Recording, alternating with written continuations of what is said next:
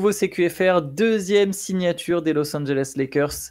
Théo, après Jake LaRavia, les Lakers ont trouvé leur pivot. Ils ont saisi l'opportunité sur le marché en prenant DeAndre Ayton qui avait été coupé par Portland. Ayton qui arrive à Los Angeles. J'ai évidemment pas les modalités du contrat. Pas très bien préparé CQFR. 2 ans. C'est un contrat de 2 ans avec une player option sur la deuxième Mais année. est-ce que tu as le montant? Ça m'intrigue. Ouais, je te dis. Je vais te dire ça tout de suite. Donne-moi juste une seconde parce que je l'avais sous les yeux et bien sûr j'ai refermé la page que j'avais. Donc DeAndre Ayton, c'est 2 ans. Et non. Non, mais on n'a pas le montant. En fait, si, je 34 pense. millions, Non, 34 millions de dollars. 34 millions, c'est ce qui va toucher au total l'an prochain. Ok. Mais par contre, à de là, je peux en déduire. Et voilà, c'est presque du direct. On aurait dû faire ça sur Twitch. C'est ça. Attends, je vais regarder parce que l'avantage, effectivement, c'est que Los Angeles n'a pas besoin de le payer trop fortement vu que c'est Portland qui va lui donner le gros de son contrat. C'est Portland qui rince. Oui, 25 millions, donc il signe, il est à 9 millions la saison à Los Angeles, on peut en conclure ça. Vu qu'il va toucher 34 l'an prochain, 25 de Portland, par définition 9 de Los Angeles, après la deuxième année, on ne sait pas. Mais à un prix du coup décent pour un joueur de ce calibre. Ouais, c'est intéressant. On l'avait vu venir quand même, dès que son contrat a été racheté. Aussi parce que les autres big men qui auraient pu être intéressants pour Portland, pour les Lakers, je pense à Clint Capella notamment, qui aurait été parfait, je pense, pour jouer avec Luka Doncic, avait déjà été pris. Il restait plus tant que ça de pivot sur le papier. DeAndre Ayton, c'est vraiment un cas très spécial parce que le talent est là. Il a montré qu'il pouvait jouer. Il a quand même fait une finale NBA dans laquelle il a été très bon avec les Suns sur tout le parcours de playoff. Mais c'est pas, je pense, le fit idéal, ou du moins, c'est pas le type de big man avec lesquels Luka Doncic a déjà joué. C'est pas un rim runner. C'est pas non plus vraiment un protecteur de cercle au sens auquel on l'entend habituellement. Donc je pense que ça demande quand même potentiellement des adaptations. Par contre, le potentiel est peut-être plus haut si jamais ça fonctionne que sur les autres big men dont on a parlé. En termes de talent, je pense que c'est au-dessus. Mais la chose qui m'inquiète un petit peu, c'est que c'est quand même la deuxième franchise de suite qui décide de s'en débarrasser, pas tant pour des questions de rendement sur le terrain, ou du moins autant pour des questions de rendement sur le terrain que pour des questions de on en avait marre de ces conneries, on le supportait plus dans le vestiaire. Là, il arrive dans un vestiaire un peu particulier. Pour l'instant, il y a LeBron, il y a Luka. C'est pas forcément des mecs patients non plus. Donc, c'est un petit peu ça qui m'inquiète pour les Lakers. Après, c'est un contrat court terme. Si la première saison se passe très bien, eh ben super. Je pense que Luka Doncic, si LeBron est toujours là, ou même Austin Reeves, c'est des joueurs suffisamment intelligents pour, je pense, trouver comment intégrer DeAndre Ayton à leur plan de jeu. Offensivement, JJ Redick a montré quand même qu'il savait mettre en place des choses vraiment intéressantes. Mais c'est plus peut-être sur l'aspect personnalité que du coup, il y a un petit peu des red flags, et le côté red flag, ou du moins je me pose des questions, et aussi sur le fait que c'est vraiment pas un Derek Lively, c'est vraiment pas un Daniel Gafford, où là, tu sais que c'est plug and play, le mec, il n'a même pas besoin d'être venu à l'entraînement, il arrive le jour du match, et tu sais que ça va marcher avec Luka. Là, je pense qu'il y a peut-être un peu une période d'adaptation. Ouais, je sais pas exactement sur quel pied danser. J'ai l'impression qu'au niveau du corps, on peut difficilement trouver plus fort comme pivot, tu vois. Il est grand, il est long, il est costaud, il est mobile. Au niveau du talent, comme tu l'as dit, c'est un premier choix de draft, même classe de draft que Luka. Luka qui serait d'ailleurs excité à l'idée de... oui, même Il classe devrait de prendre draft. Marvin Bagley maintenant, juste pour le fun. Pour troller les Kings. Luka serait excité d'ailleurs à l'idée de jouer avec Ayton. Le fait qu'il ait un bagage offensif théoriquement plus complet, c'est intéressant, je pense, effectivement, sur le papier. Après, par exemple, tu vois, il a le corps, a priori, pour être un protecteur de cercle. Hein. Il a le corps, il a les atouts, il a la mobilité. Le problème, ça a toujours été une question d'effort. Et ça revient à ce que tu dis, quoi, la personnalité. Avec Ayton, tu sais pas trop ce que tu as, quoi. Donc, c'est un peu le pari de ça n'a pas marché là-bas, ça n'a pas marché là-bas, mais avec nous, ça va marcher. Tu vois. Après, la petite nuance qu'on peut dire à cette phrase, ce que je viens de dire là, c'est que quand même, ça a marché un temps à Phoenix. Ça a marché quand il y avait Chris Paul. Ça a marché sur ce parcours, comme tu l'as dit. Il fait un très beau parcours de playoff. Il fait des belles finales NBA. Il est jeune. Il est quoi? Il est à 16 points, 11 rebonds de moyenne quand même sur cette campagne de playoff en étant très intéressant. Ouais, le pari, c'est de lui dire, bah regarde, ok, tu t'entendais pas avec Kevin Durant, avec ça marchait plus à Phoenix, ça marchait pas à Portland parce que ça te collait pas, mais là, tu es dans une équipe qui peut jouer le titre, tu as Luka, tu as LeBron James, tu as Austin Reeves. Euh, le coach est un coach qui fait ses preuves aussi avec les joueurs, pas juste dans les ajustements techniques. Il a été très bon, je trouve, JJ Redick pour gérer ses joueurs. Donc c'est un pari à moindre coût, mais oui, c'est en fait, il n'y aurait pas tout l'aspect personnalité, comme tu l'as dit. On se dirait tout de suite, ah, c'est une super signature. Il signe un mec de ce talent pour 9 millions. Il n'y a pas de conséquences financières. Quand tu vois que tu vois derrière Miles Turner, c'est 26 millions la saison. Tu vois, c'est intéressant au poste de pivot. Mais il y a évidemment ce bémol. C'est pas par hasard que DeAndre Ayton s'est retrouvé libre sur le marché, quoi. Ouais, c'est ça. C'est-à-dire qu'en fait, je pense quand même que c'est un. Parce que j'ai commencé peut-être tout de suite en voyant le verre à moitié vide. Je pense que c'est quand même un bon move pour Los Angeles parce qu'il y a peu de risques. C'est un contrat court, ils vont pas le payer trop cher. Et je pense effectivement qu'il y a un scénario où ça peut vraiment bien se passer. Et on dit, mais c'est une des plus belles affaires de l'intersaison, en fait. Si tu regardes vraiment juste sur le talent, les aspects purement basket, il y a vraiment un scénario dans lequel ça peut très bien se passer. Et bon, après, sur les trucs de vestiaire, tu vois, quand c'était Phoenix, j'y avais pas prêté autant attention que ça parce qu'il était quand même avec des gens qui sont pas faciles. Tu vois, c'était quand même des fortes personnalités. Le coach voulait plus le voir, tu sais pas pourquoi. Il y avait tout un tas de choses où c'était dur de voir ce qu'il en était. Là, le côté de Portland, je suis plus étonné parce que c'est quand même une franchise qui a fait un trade pour le faire venir et d'ailleurs qu'il coupe, quoi. Et ça, c'est à son âge, ça arrive quasiment jamais en fait. Tu vois, même s'ils ont 50 pivots, je pensais qu'ils essaieraient de récupérer, que s'ils s'en débarrassaient, ça serait par voie de trade pour essayer de récupérer quelque chose en échange. C'est ça qui m'inquiète un petit peu. Mais voilà, sur le... Si ça se trouve, il arrive, ça se trouve, LeBron, c'est son idole, le mec le prend sous son aile, Luka lui montre qu'il va marquer plus de points que jamais dans sa vie et que ça sera plus simple que ça ne l'a jamais été pour lui. Et peut-être qu'il y a vraiment un scénario dans lequel ça peut marcher. En tout cas, Ayton Doncic, dans des mauvais jours, dans des mauvais moods, défensivement, ça peut être Ah catastrophique. oui, oui. C'est les jours où. Parce que Ayton, vraiment, il y a des compilations de lui entières sur Internet où tu vois Il est l'absence passif, d'effort, ouais. c'est terrible, où il est Mm. passif. Des fois, il est derrière le panier.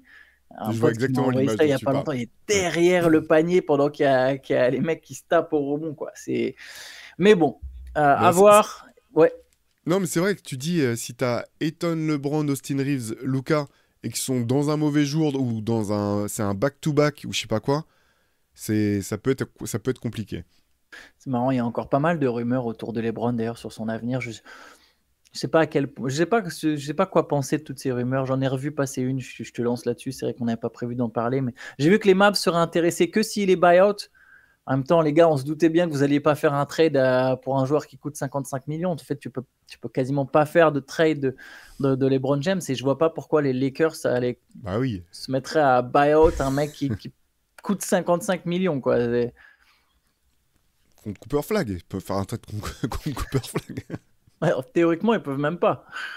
Non, non, je plaisante, Ouais, je je sais, plaisante. je sais. C'est vu l'historique entre les deux équipes. Mais non, je vois pas pourquoi les Lakers feraient un buyout. J'avoue que on en parlait un petit peu en off hier avec Chahi et toi, Antoine. Je comprends pas. Je continue de pas tout comprendre en fait dans le choix de LeBron d'avoir activé sa clause euh, et donc d'avoir validé sa dernière année de contrat. Je vois pas vraiment l'avantage qu'il y a pour lui. Je pensais vraiment qu'il repartirait sur 2 ans. Et encore une fois, je veux clarifier, c'était pas une question de faire une fleur aux Lakers. C'est pas ça en fait. C'était juste de voilà, avoir une année de contrat de plus potentiellement et donner un petit peu de flexibilité en plus à son équipe pour pouvoir s'étoffer. Parce que je me dis, si t'es LeBron James, t'as Luka Doncic dans ton équipe, autour c'est pas mauvais, vraiment le roster. Mhm. Pourquoi est-ce que tu pourrais pas partir du principe que tu as une vraie chance de jouer le titre? Et en fait, quand tu vois, en activant sa clause, j'ai l'impression que c'était un petit peu comme s'il partait du point de vue que c'était de toute façon, ça serait pas possible de gagner un titre avec les Lakers. Et je le comprends pas complètement, parce que je comprends si tu regardes les playoffs, si tu regardes la finale NBA même, et que t'es les Lakers avec le roster de l'an dernier, tu peux te dire non mais nous on n'a aucune chance de pouvoir tenir un tel rythme face à l'une de ces deux équipes dans l'absolu. Au bout du compte, les Pacers sont plus là.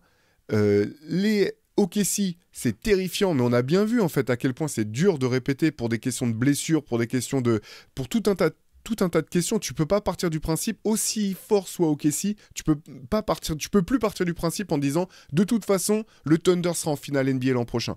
Et il suffit que les Lakers n'aient pas besoin de croiser cette équipe, qu'OKC croise une autre équipe, je sais pas, je vais dire les Nuggets comme ça, où tu dis, et là si tu regardes le roster des Nuggets aujourd'hui après toutes les signatures, tu dis, est-ce que cette équipe aurait pas pu battre OKC sur le Game 7 de leur série, tu vois, c'est tout à fait envisageable.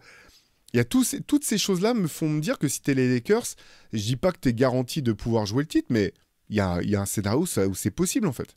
Les Lakers qui avaient mis une énorme rouste à OKC avec Luka Doncic. Alors je sais, c'est un match. On va jamais juger ça sur un match de saison régulière. Bien sûr, je pense pas que les Lakers auraient été capables de battre OKC sur une série de playoffs. Mais c'était assez impressionnant ce match-là où tout avait cliqué. Ils avaient mis du rythme, ils avaient défendu fort, ils avaient mis une rouste à OKC. Ils n'ont pas la défense. L'avantage, c'est qu'OKC, c'est pas une excellente attaque. Donc, t'es pas non, tu vois, c'est mieux évidemment si tu as une défense de fer. Hein. Bien sûr, pour gagner, tu dois avoir une défense de fer, mais t'es pas obligé d'avoir la défense la meilleure défense de la ligue. T'es pas obligé de défendre aussi bien d'OKC pour battre OKC. Par contre, il faut que tu sois capable de mettre à mal leur défense. Et les Lakers, ils ont tellement de playmakers qu'il y a moyen de punir par moment la défense du Thunder. Tu vois. Alors, évidemment, pas avec l'effectif de l'an dernier. Il faut un effectif plus fort, pardon, mais comme toi, je pense que LeBron, il a des raisons normalement d'y croire. Comme tu dis, c'est pas faire une fleur aux Lakers finalement, c'est se faire une fleur à soi-même. Qu'est-ce qu'il y a de mieux pour lui que de finir sa carrière sur une bague? Ce que finalement Michael Jordan n'a pas réussi à faire, vu qu'après il a prolongé, il a repris l'aventure avec Washington plus tard. Il passe devant Stephen Curry au nombre de bagues. Il est à 5. Voilà, ça peut paraître ridicule aujourd'hui de se dire qu'il y aura un débat Stephen Curry, LeBron James. Là, on est tellement dedans, mais peut-être dans 15-20 ans, il y en a qui se poseront la question. Comme nous, aujourd'hui, on se dit, bah tiens, Tim Duncan ou Kobe Bryant, le meilleur joueur de la génération. Alors, LeBron a plein d'autres accomplissements, mais là, au moins, tu as une bague de plus, tu es sûr. Et je pense, comme toi, qu'il y a la place pour les Lakers, notamment s'il y a de la flexibilité financière. C'est une destination qui attire. Tu vas jouer avec LeBron, tu vas jouer avec Luka.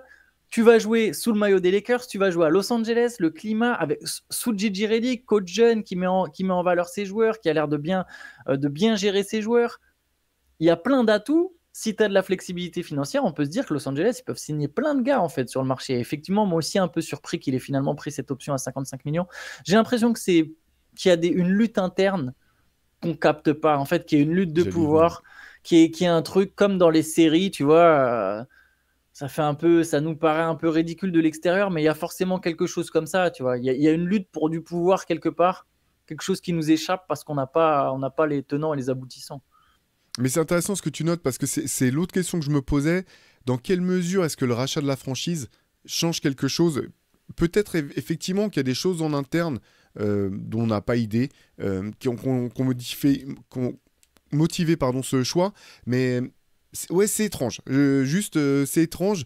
J'aurais du mal aussi à me dire qu'avec son bagage, mais c'est peut-être ça, hein, ça soit juste une... Alors, bien sûr que l'ego fait partie de la vie de tout le monde et de ses joueurs a fortiori. Est-ce que c'est le fait de se dire, ah bah ok, maintenant tout est pour Luka, on prend que des choix en fonction de sa carrière.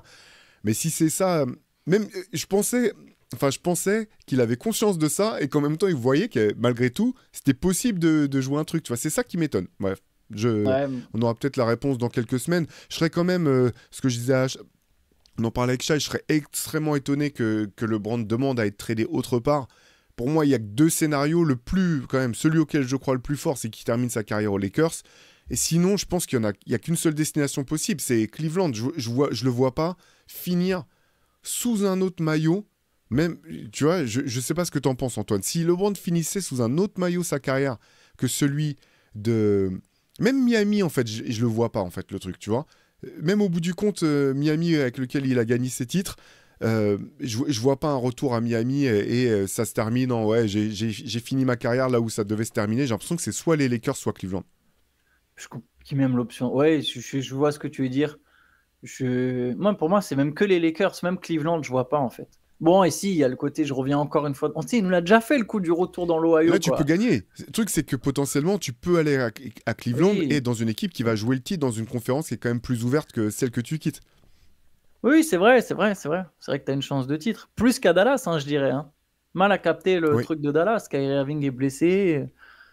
Cooper Flag joue plus ou moins au même poste. Alors oui, ils peuvent jouer ensemble, mais il jouerait avec Clay. Ouais, je sais pas, je comprends pas non plus. Comme toi, je capte pas non plus. Je capte pas pourquoi il aurait à 40 ans l'ego vis-à-vis de Luka Doncic, tu vois, avec qui il a l'air de bien s'entendre. Après, je pense qu'il y a un peu de fantasme, tu vois, sur tout ce qui se dit autour de LeBron. Il y a sans doute quelque chose, hein. Il y a quelque chose. Il y a quelque chose. Si on prend le factuel, il a fait cette décision de opt-in pour 55 millions. Il y a forcément quelque chose. Il y a forcément une tentative de pression quelque part, que ce soit pour partir, que ce soit pour faire changer quelque chose dans l'organigramme. Est-ce qu'il est vraiment sur la même longueur d'onde que Rob Pelinka? Ça, je sais pas. Il y a sans doute quelque chose, mais je serais quand même très étonné que LeBron il finisse sa carrière haut de parc à Los Angeles. Je me demande même combien de saisons il lui reste. Est-ce que c'est une pression pour avoir un farewell tour? Je sais pas ce que c'est, tu vois. Je sais que Shai, par contre, par exemple, est persuadé que LeBron va jouer encore longtemps. Moi, je suis moins convaincu, mais effectivement, il n'a toujours pas annoncé de retraite. Je sais pas. C'est mystérieux autour de LeBron. Mais il Ouais, à trouve suivre, de toute toujours un façon, moyen d'être dans l'actualité, par contre. c'est exactement ce que j'allais dire. De toute façon, on continuera à se poser les questions pendant l'été, toute la saison. C'est là où On n'a c'est pas fini fort, d'en hein. parler. Quel que soit l'âge, en fait, il réussit à rester un personnage central. Allez, vu qu'on était sur Dallas, Dallas, trois petites infos. Dante Exum re-signe, Spencer Dinwiddie part à Charlotte, il a signé pour 1 an, je crois, et Frank Vogel est nommé assistant en chef de Jason Kidd. Qu'est-ce que tu en penses sur toute cette dernière info? Je vais commencer par celle qui je trouve la plus cool pour Dante Exum. C'est vraiment un très bon joueur, donc je pense que c'est vraiment bien pour Dallas. Dinwiddie, j'ai pas vraiment d'avis. Juste, je suis un petit peu surpris parce qu'ils ont. Enfin, Dallas a quand même besoin d'un meneur. Alors, est-ce que c'est Dante Exum qui va de facto devenir le meneur de base en attendant le retour de Kyrie Irving? J'ai Il y a l'impression que Dilo, ils ont signé D'Angelo ah, Russell. j'avais déjà oublié D'Angelo Russell. Autant pour moi. Ouais, tu réponds à ma question. Frank Vogel, j'ai pas trop d'avis, quoi. Je suis un peu partagé quand même sur cet entraîneur-là qui a montré des belles choses avec Orlando, qui a été champion NBA, mais derrière qui a pas vraiment convaincu. Je sais pas s'il faut y voir. Tu penses qu'il y a quelque chose à y voir au cas où Jason Kidd saute, que ça soit C'était le ça que plan de remplacement, ça? Ouais, c'était sur ça Ouais. je Bah oui, pensais la c'est perche. possible. Après, voilà, c'est un bon coach, hein, Frank Vogel.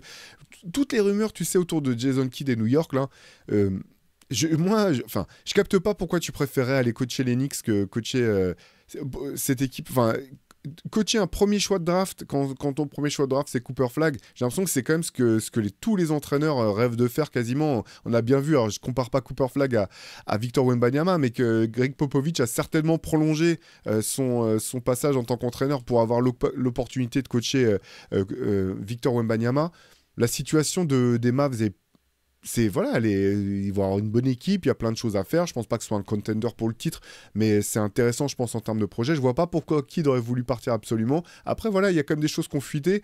C'est dur de voir ce qui est vrai, ce qui est pas vrai dans ce qui fuite. Peut-être que ça a pas plu au staff si jamais il y avait un fond de vérité que leur coach commence à lorgner du côté de la conférence Est. Dans ce cas-là, voilà, Frank Vogel, ça peut faire un bon coach de repli. Je sais pas qui était le lead assistant par le passé. Tu Je sais? sais pas, non, je sais pas.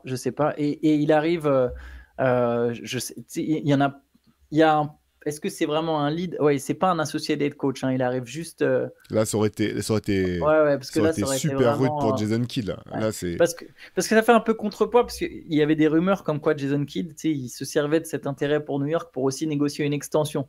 Ah, Ça peut être. ça, c'est plus dans le domaine Ouais, du. Ça, j'y crois plus facilement, tu vois. Ça, c'est c'est le genre de ouais, move ça à la Jason ressemble à. Kidd. Exactement. Et là, ça peut être tu sais, le contre-pouvoir des Mavs de lui dire ouais, Mm. ok, mais mollo quand même. Parce que là, tu vois, si on veut demain, on a un coach. Très bien vu. Après, c'est voilà, ils ramènent un coach champion NBA pour être assistant. Je veux dire, on a vu des anciens très bons coachs devenir assistants et ça a fonctionné dans des staffs. Ça peut être intéressant. Les Mavs ont déjà une bonne défense. Vogel est réputé pour sa défense. Jason Kidd aussi. Bon, à voir s'il n'y a pas des clashs d'idées, mais c'est plutôt bon, ça reste un ajout dans un staff, quoi. Ouais, et toujours, puisqu'on parle du staff, il y a God Shamgod qui était assistant coach oui, qui était bien à Dallas, hein, oui, qui était à Dallas, qui s'occupait du développement des joueurs, qui lui part à Orlando. C'est assez intéressant, hein, c'est un ancien très bon joueur universitaire, légende du street, notamment pour son fameux Shamgod, là. Donc c'est pas inintéressant de voir qu'il va partir à Orlando. Je pense que c'est plutôt pas mal pour le développement des joueurs du Magic. clairement. Et vu qu'on est sur les coachs et qu'on a parlé de New York, Théo, les Knicks ont trouvé leur coach, Mike Brown. Bon, Incroyable. j'ai commencé par passer une dédicace à Guillaume, bien sûr, et à mon pote Cédric, à qui on s'envoie des messages, qui est fan hardcore d'Enix, qui garde le moral. Garde le moral. Moi, je suis assez sceptique, je capte pas du tout, je comprends pas. Mike Brown, non, j'ai commencé comme ça. Mike Brown est un très bon coach NBA. Il a pris à plusieurs reprises des équipes qui étaient faiblardes et il en a fait des équipes respectables. À chaque fois qu'il a été pris dans une équipe forte pour en faire un champion, ça n'a pas marché. Je vois pas ce qui fait penser au staff de New York que Mike Brown est un meilleur coach que Tom Thibodeau, qu'il est plus à même d'emmener cette équipe loin que ne l'a fait Tom Thibodeau. Je vois pas ce qu'il y a dans son historique qui puisse faire penser ça. Je pense, en revanche, qu'en termes de relations publiques et relations humaines, Mike Brown est bien meilleur que Tom Thibodeau. C'est un coach qui est apprécié par les joueurs, qui est apprécié par les médias. Donc, si c'était se simplifier la tâche parce que Tom Thibodeau, on le sait, c'est vraiment pas son fort, je le comprends. Des fois, enfin, il arrive parfois que ça, c'est aussi ça ait un impact sur le terrain. Donc, ça, je veux bien y croire. Mais sinon, je continue de pas comprendre. Et maintenant que c'est Mike Brown qui a été choisi, j'attends de voir vraiment comment va être composé le staff, s'ils vont garder le même staff, si Rick Bronson sera toujours dans le staff. Je suis curieux de voir ça. Je suis curieux de voir ça et de voir aussi le type d'assistants qui sont sélectionnés parce que pour le coup, ça peut vraiment avoir un impact. Si derrière, tu prends un assistant coach qui est réputé pour sa vision offensive, etc., je comprendrais mieux. Si c'est juste Mike Brown avec le même coaching staff, je t'avoue que je capte pas. Pas du tout. Je pense que tu mets le doigt sur un point important. C'est si un mec visionnaire pour changer l'attaque des Knicks qui est sous Mike Brown, dans ce cas-là, c'est parfait. Tu vois, t'as le head coach un peu charismatique, proche des joueurs, qui va savoir motiver ses troupes, qui va créer un truc avec son groupe, sachant que c'est déjà un groupe combatif, des mecs qui vont continuer à se battre, qui va sans doute changer les rotations, parce que Thibodeau, il y avait deux lacunes. L'attaque et les rotations. C'est les deux plus grosses lacunes, finalement. Les rotations, tu vois, voilà, en plus, on lui a fourni du banc déjà à Mike Brown. Il y a Jordan Clarkson qui a signé, c'est quand même un mec qui peut jouer 20-25 minutes sur des matchs de playoff, qui peut mettre des points. Il y a Gershon Yabusele, évidemment, qui va pouvoir apporter plein de choses, parce qu'il peut jouer pivot remplaçant, il peut jouer avec Donovan Mitchell, j'allais dire, avec Mitchell Robinson.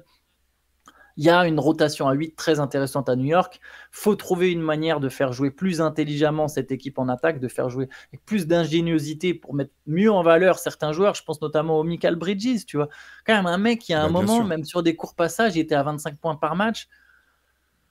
Là, Bridges, tu sais pas ce que tu obtiens. Alors, il a fait plutôt des bons playoffs. Honnêtement, Mikal Bridges, il a fait plutôt des bons playoffs. Il a besoin d'être mis mieux en avant, en fait. Il a besoin d'être mis mieux en avant, d'être dans des meilleures dispositions. Ouais, je te rejoins parce que vraiment, moi, ce qui me rendait un peu fou quand je regardais les matchs de New York, c'est que je me disais, mais il n'y a rien pour lui dans le jeu, en fait. Il n'y a rien pour lui. Et en playoff, les moments où, plusieurs fois, dans des débuts de quatrième quart-temps, il a été excellent, il se créait tout lui-même, quoi. Et effectivement, je pense qu'il faut de la création offensive en termes d'organisation, donc là, venant du coaching staff. Et il y a un autre élément, tu vois, sur lequel je suis curieux de voir comment ça va se passer. On est tous d'accord que Tibbs faisait jouer trop ses titulaires. Il les faisait trop jouer, il comptait pas suffisamment sur son banc. Je pense que quel que soit l'entraîneur qui va prendre la suite, il y aura un rééquilibrage. Et paradoxalement, je suis curieux de voir comment ça va être géré par les titulaires. Parce qu'en fait, même à ce niveau-là, en fait, c'est comme n'importe quelle équipe de basket, les gens veulent être sur le terrain, quoi. Et je pense qu'il y a des joueurs qui apprécient en fait de jouer 40 minutes. Tu vois, Josh Hart, je pense que ça le faisait kiffer de tout le temps être sur le terrain, quoi qu'il arrive. Alors, il a accepté de sortir du banc pour quand ils ont commencé à modifier la rotation, etc. Mais il y aura quand même eu une période d'adaptation. On sait qu'à New York, la pression médiatique est monstrueuse. Et il vaut mieux que les changements se passent bien sur le début de saison pour que la saison soit sereine, parce qu'il faut du changement, hein. Je dis pas que Tom Thibodeau avait raison de tirer à fond sur la corde comme ça, mais il va y avoir une adaptation. Par contre, je te rejoins, les moves qui ont été faits par New York cet été sont vraiment bien. Voilà, Gershon, Clarkson, je trouve que c'est très très bien pour cette équipe de New York. Il y aura une très belle équipe. Les Knicks doivent être ambitieux, et j'en reviens au mon point de départ au sujet de Mike Malone. Mike Brown, pardon. Si tu... Putain, lapsus révélateur. Si tu vires ton coach qui t'a emmené là où tu n'avais pas été depuis 25 ans, finale de conférence, c'est que tu veux être champion NBA, Et j'en reviens là, je capte pas dans ce cas-là. Enfin, je capte pas. Je vois pas en quoi Mike Brown est le coach le mieux qualifié pour faire de ton équipe un champion NBA. Je demande qu'à me tromper. Encore une fois, hein, c'est un bon coach NBA. Il est apprécié partout où il est passé. Il a été apprécié partout où il est passé. Et partout où où il est passé, il n'est pas resté jusqu'au bout de son contrat. Donc voilà, vous en faites ce que vous voulez. Mais j'avoue que j'ai du mal à voir.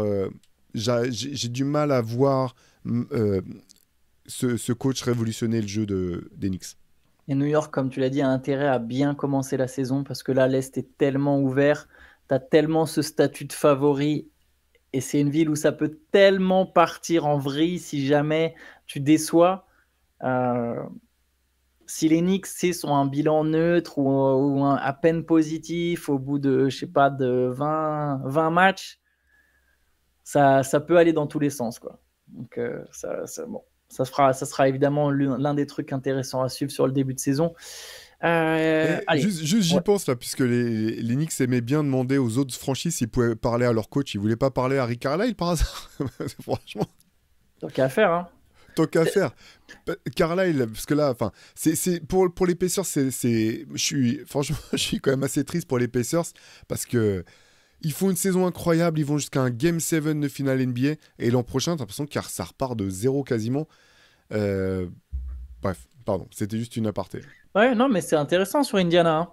Tu sens que c'est l'occasion manquée, que c'est un acte manqué, quoi. Et c'est terrible quand tu vois la physionomie de la finale, comment ça se passe, le Game 4, le Game 7, la blessure d'Haliburton. Tu te dis, mince, on était tout près. Et le destin derrière, Haliburton, il manque 1 an, tu re-signes pas Miles Turner. Après, je pense qu'ils ont quand même des joueurs, il faut qu'ils signent un pivot, mais ils ont quand même des joueurs qui leur permettent d'être, je pense, dans le top 10 de la conférence Est. Et peut-être éventuellement de se qualifier en playoff. Mais par contre, pour revenir à ce niveau de compétitivité, je pense qu'Indiana, ça leur a pris 25 ans, ça leur reprendra peut-être. Après, ils avaient fait des finales de conférence avec Paul George et ils avaient été allés loin aussi avec Stephen Jackson et Jermaine O'Neal, mais ça peut leur reprendre du temps avant d'être à nouveau très compétitif, c'est clair. À voir pour Indiana. Oui, je voulais un dernier petit point. Une rumeur de sign and trade vers lequel on se dirige, et je crois que toi comme moi, on ne comprend pas trop. Jonathan Kuminga sera en partance, a priori, c'est pas signé là, c'est pas officiel, pour Sacramento, dans un sign and trade qui implique 3 équipes, donc Détroit, Golden State et Sacramento. Donc Kuminga irait à Sacramento, Schroeder aussi, via Détroit. Donc Schroeder, Kuminga comme recrue à Sacramento. Malik Monk se retrouverait du côté des Pistons. Et les Warriors récupéreraient Dario Saric, qui a été récemment échangé à Sacramento, et 2 seconds tours de draft qui, j'imagine, viendraient de Détroit. Donc ça ferait Kuminga qui part contre 2 seconds tours de draft et Dario Saric. Et là, le premier truc, je me dis, mais l'an dernier, parce que Kuminga, il jouait pas au final, avant la blessure de Stephen Curry, et celle de Jimmy Butler. Jimmy Butler, ouais. Ouais. Et après celle de Curry, oui. Mais Kuminga, il y avait quand même nettement mieux à récupérer que Dario Saric 2 seconds tours de draft en février. Donc là, je capte pas trop cette rumeur de trade. Là. Ça a l'air d'être un peu plus qu'une rumeur. C'est pas encore acté, mais... Je la comprendrais pas du tout pour les Warriors. Je vois pas du tout quel serait l'intérêt des Warriors de faire ce sign and trade. Dario Saric, il pouvait pas se lever du banc. Il a même pas joué quand les Nuggets avaient personne sur qui... Il jouait à 7. Et Dario Saric se levait pas du banc, alors que quand ils l'ont signé, je pensais que ça serait un bon fit avec Denver.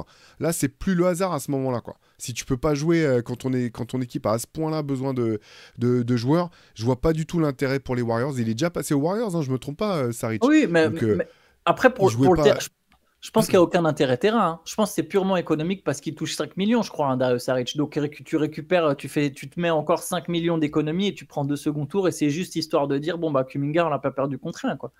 Ouais, mais je pense pas. Je vois pas pourquoi les Warriors feraient ce choix-là sans essayer quand même de récupérer un joueur au moins, même si tu fais des économies qui peut te servir. Ils essayent quand même de tirer le maximum des dernières saisons de Stephen Curry. Alors, ils vont pas se mettre sous le second apron, ils vont quand même essayer de pas se mettre trop mal, mais je comprendrais pas du tout ce deal.